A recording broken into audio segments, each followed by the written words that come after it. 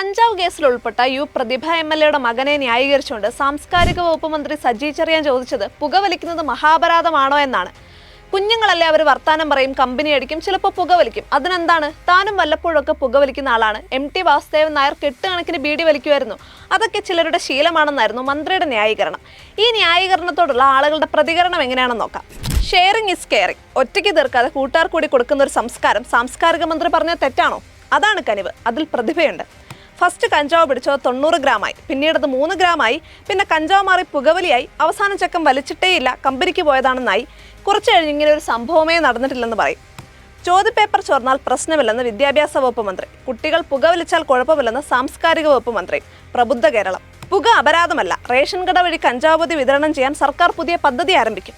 ഇടതുണ്ടെങ്കിലേ പുകയുള്ളൂ, പുകയില്ലെങ്കിൽ ഇടതില്ല. കേരളത്തിൽ കഞ്ചാവ് വലിക്കാനുള്ള ലൈസൻസ് ഏതെങ്കിലും ഒരു മന്ത്രിയുടെയോ MLA യുടെയോ മകനായിരിക്കുക അല്ലെങ്കിൽ മകളായിരിക്കുക എന്നതാണെന്നൊക്കെയാണ് മന്ത്രിയുടെ ന്യായീകരണത്തോടുള്ള ആളുകളുടെ പ്രതികരണം.